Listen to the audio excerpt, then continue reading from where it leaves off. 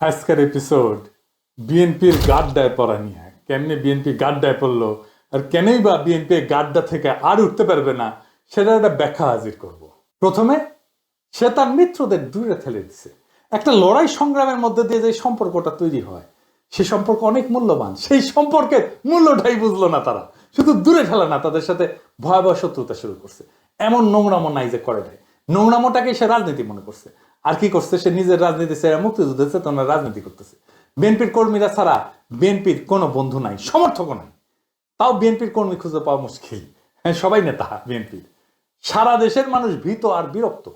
সব জায়গায় দখল, সব জায়গায় নিয়ন্ত্রণহীনতা। বিএনপির নেত্রী এই শেখ রুমিনুর রহমান সে নিজেই বলে কন্ট্রোল করা যাইতেছে না। শোনান এডিটর সাহেব। নানান জায়গা থেকে কিন্তু বিএনপি নেতাকর্মীদের বিরুদ্ধে প্রচুর কমপ্লেইন আসছে। আমার কাছে সকাল বিকাল কমপ্লেইন আসছে। বিএনপির নেতাকর্মীদেরকে মাঠ পর্যায়ে কন্ট্রোল করা যাচ্ছে না। চাঁদাবাজির সঙ্গে যুক্ত, জমি দখলের সঙ্গে যুক্ত, টেন্ডারবাজির সঙ্গে যুক্ত। আপনাদের আরেকটা জিনিস দেখায়, বিএনপির 5ই আগস্টের পরে স্বীকৃতি। এডিটর সাহেব দেখান, সব স্বীকৃতি এক জায়গায় করা হয়েছে। খুন দেখান এডিটর সাহেব, দেখেছেন 166-র বেশি খুন নিজের দলীয় কোন দলে। ধর্ষণ 67-র বেশি। প্রত্যেকটা রেফারেন্স আছে, নিউজ আছে। আপনারা এইটা সাহেব ওয়েবসাইটের অ্যাড্রেসটা একটু লিখে দেন। 140-এর বেশি চাঁদাবাজি, হামলা, সংঘর্ষ, লুটপাট, দখল, ইসলাম বিদ্বেষ, হিন্দু বিদ্বেষটা ঢুকাবেন এর পরে আশা করি। চুরি, ডাকাতি, শিক্ষাঙ্গনে সন্ত্রাস, টেন্ডারবাজি, মিথ্যাচার। দেখেছেন এই দল ক্ষমতায় আসবে, এটা আবার চিন্তা করে। অবশ্য কুজারস্থিত হয়ে শোয়ার শখ হয়, ইচ্ছা হয়। এখন দেখেন আর্মির কাছে ধরা খায় কি কইতেছে বিএনপির কর্মী, শোনেন। চাঁদাবাজি করো বিশ্বাস চাঁদাবাজি করো। সাজিলের নাম আব্দুল রাজ্জাক, সে আমাদের নেতৃত্বে বিএনপির একজন নেতা। সে হচ্ছে মানে আমাদের আমরা হচ্ছে কিনে আনছো। এই পর্যন্ত কয়টা ভ্যান ডাকাতি করছো? স্যার এই পর্যন্ত আমরা 12টা ভ্যান ডাকাতি করছি। আর অটো কয়টা করছো? স্যার ওটা আমরা 15টা করছি। মোটর সাইকেল কয়টা করছো? স্যার মোটর সাইকেল 10টা করছি। 10টা মোটর সাইকেল করছো? এই মোটর সাইকেল সেল দেবো কোথায়? স্যার এগুলো সব রাজশাহীতে চলে যায়। এই কার মাধ্যমে নাও? স্যার এটা হচ্ছে আমাদের ডিলার আছে, ডিলারের মাধ্যমে। ডিলার নাম কি? স্যার ডিলারের নাম আব্দুল রাজ্জাক, সে আমাদের নেতৃত্বে বিএনপির একজন নেতা। সে হচ্ছে সবকিছু মানে আমাদেরকে হ্যান্ডেল করে। তো বিএনপি কি করতে পারত? অনেকভাবেই সে তার আগামীর ক্ষমতাকে সংহত করতে পারত। প্রথমত সে তার জোটকে পুনরুজ্জীবিত করতে পারত, যে জোট ছিল জামাত ইসলাম আর ইসলামী দলগুলো মিলে। তাহলে বাংলাদেশের পলিটিক্যাল ল্যান্ডস্কেপ তাদের নিয়ন্ত্রণে থাকতো। দীর্ঘ লড়াই সংগ্রামের মধ্যে দিয়ে যারা বিএনপির পাশে দাঁড়ায় লড়াই করছে তাদের নিজেদের ফোল্ডে নিয়ে আসতে পারত। যারা রাজনীতি করে না তাদেরকে, ধরেন 31 দফা রচনায় তারা ওয়ার্কশপ করে দলের বাইরের লোকদের ইনভলভ করতে পারত, একটা কনসালটেন্সি নিতে পারত, একটা ডায়ালগ করতে পারত। ছাত্র সংসদ নির্বাচনে যেহেতু তারা জিততে পারবে না, এই অ্যানালাইসিসটা থাকলে সে ছাত্র দলের নামে প্যানেল না দিয়ে 24-এর বৈষম্য বিরোধী আন্দোলনে যারা ফ্রন্টলাইনার ছিল তাদের দিয়ে প্যানেল করে সাপোর্ট দিত। যেমন রাকসুতে আম্মারদেরকে সাপোর্ট দিতে পারত, কোথাও তারা শিবিরকেও সাপোর্ট দিতে পারত। তাতে পরাজয়ের গ্লানিটা নিতে হইতো না। প্র্যাকটিক্যাল কারণেও বিএনপি দেশ চালাইতে পারবে না। ক্ষমতায় আসলেও দেশ চালাইতে হইলে 1 পয়সার দুর্নীতি করা যাবে না। বাংলাদেশের ইকোনমি সেই চাপ নিতে পারবে না। বিএনপি দুর্নীতি না কইরা থাকতে পারবে না। টেম্পু স্ট্যান্ডার্ড, চাঁদাবাজি, দখলই তো সামলাইতে পারতেছে না। রাষ্ট্র হয়তো বলে দুর্নীতি থামাইবে কিভাবে? এইটা সে ওই যে রুমিন পারানা কইছিল না, শেখ রুমিনুর রহমান কইছিল না যে কন্ট্রোল করা যাচ্ছে না, এটা একটু শোনান না। নানান জায়গা থেকে কিন্তু বিএনপি নেতাকর্মীদের বিরুদ্ধে প্রচুর কমপ্লেইন আসছে। আমার কাছে সকাল বিকাল কমপ্লেইন আসছে। বিএনপির নেতাকর্মীদেরকে মাঠ পর্যায়ে কন্ট্রোল করা যাচ্ছে না। চাঁদাবাজির সঙ্গে যুক্ত, জমি দখলের সঙ্গে যুক্ত, টেন্ডারবাজির সঙ্গে যুক্ত। তো দেখেছেন কেমনে থামাবে? এই দল কেমনে রাষ্ট্র ক্ষমতায় গেলে দেশ চালাইতে পারবে? চালাইতে পারবে না।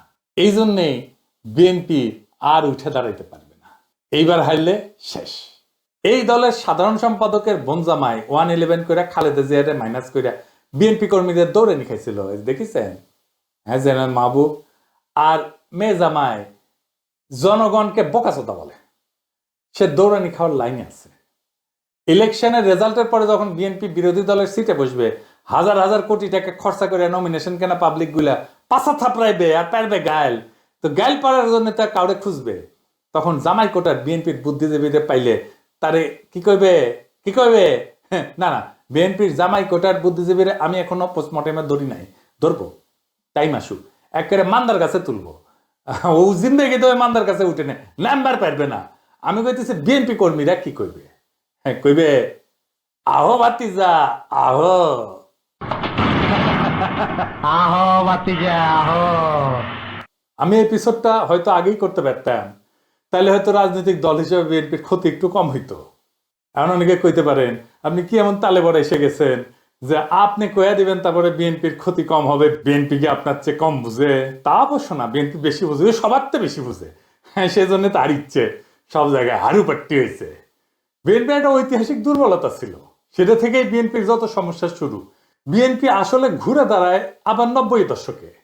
কেন ঘুরে দাঁড়ায় আর কেন আজকে পারতেছে না সেটা আজকে আমরা বুঝবো। যদিও বিএনপি ওয়ালারা গালাগালি করবে, করুক, বিএনপির ভুল থেকে শিক্ষা নেওয়ার দরকার আছে অন্য রাজনৈতিক দলগুলোর।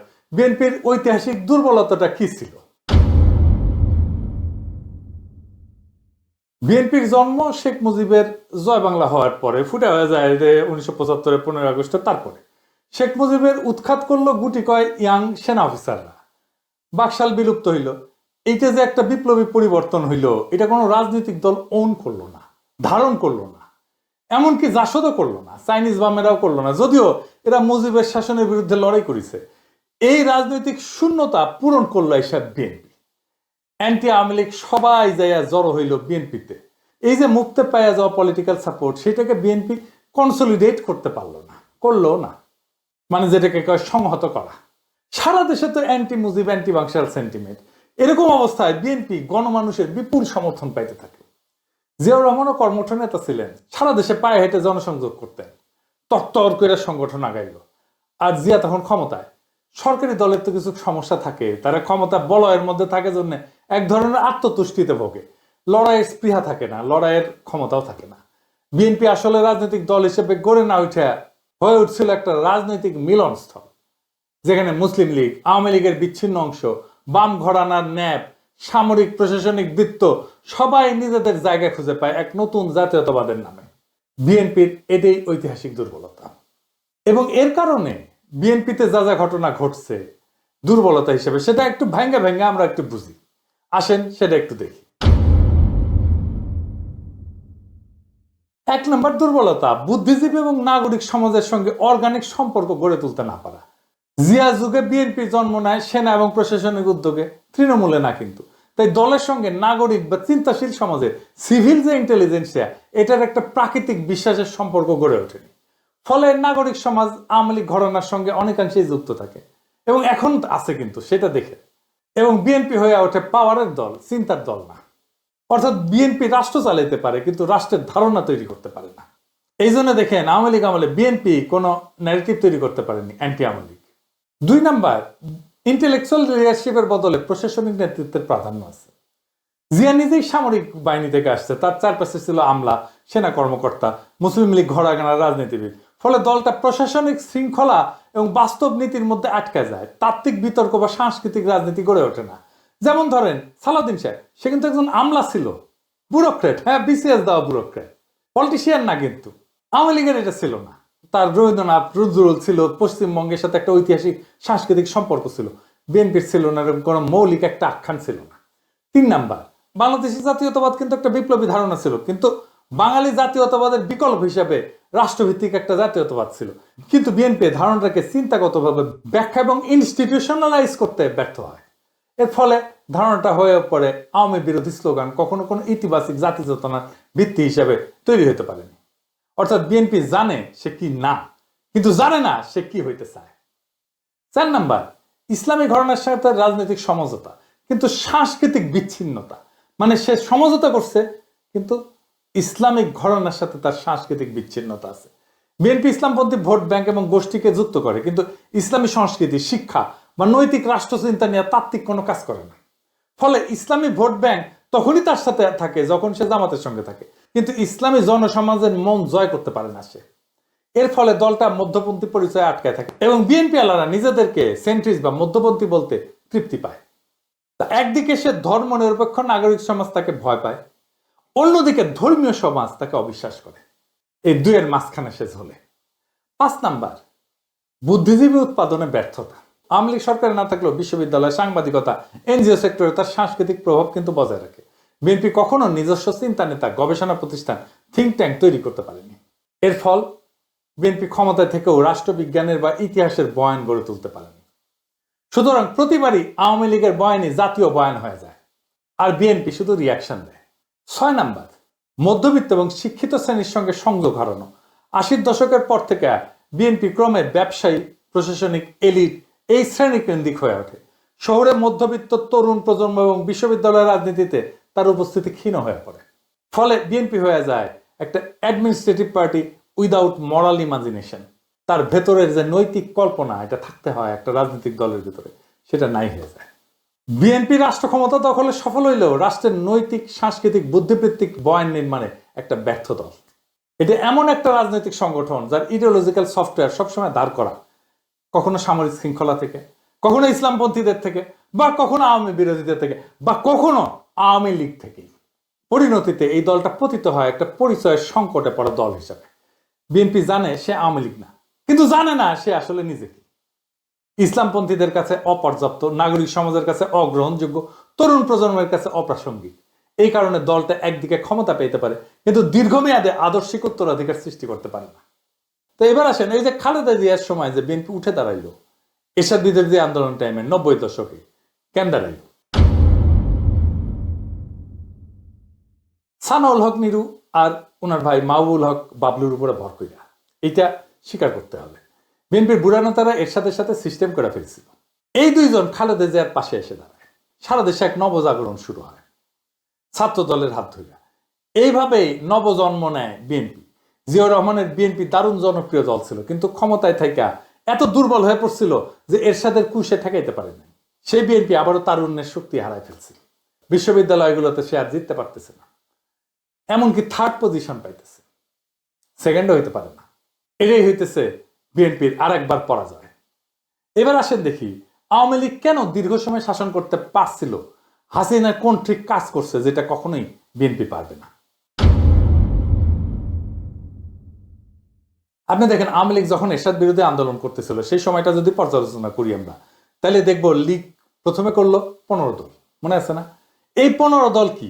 এই 15 দল হলো বাকশালের দল প্লাস মুজিবের আমলের বিরোধী দলগুলা, মানে 1971-এর পুনর্নির্মাণ করলো সে 15 দল করে। সে ফিরে গেল সেই সময় যখন সবাই আওয়ামী লীগ নেতৃত্বে আস্থা রেখে মুক্তিযুদ্ধের লড়াই করতেছে। মুজিব আমলে যারা মুজিবের বিরোধিতা করছে তাদেরকেও হাসিনা তার মিত্র বানাইতে পারছে। হাসিনার এইটা ছিল একটা মাস্টার স্ট্রোক। মুজিব যাদের পোষ মানাইতে পারে না, হাসিনা তাদের পোষ মানাইছে। হাসিনার সরকার ছিল আওয়ামী লীগ প্লাস মুজিবের বিরোধিতাকারীদের সরকার। হাসানুল হক ইনু, দিলীপ বড়ুয়া, রাশেদ খান মেনন সরকারে ছিল। সে হেফাজতের একাংশে নিজের ফোল্ডে নিয়ে ফেলছে, কমই জননী উপাধি পাইছে। সে নিজে যার বিরোধিতা করছে সেই এরশাদের দলকেও সে সাথে নিছে। সে সোসাইটিতে থাকা যত আওয়ামী বিরোধিতা ছিল তার বেশিরভাগ বিরোধিতাই নিজের ভিতরে নিয়ে নিউট্রালাইজ করার চেষ্টা করছে, এবং সাকসেসফুলি সেটা পারছে। তাই মুজিব 4 বছর টিকলেও সে 4 গুণ সময় টিকছে, 16 বছর টিকছে প্রায়। সে তার ঐতিহাসিক বয়ান মুক্তিযুদ্ধের চেতনার উপরে দাঁড়ায় শাসনের বৈধতা চাইছে। যারা তার সরকারে ছিল না কিন্তু এক সময়ের মিত্র ছিল তাদেরকে সে কিছুই বলে না।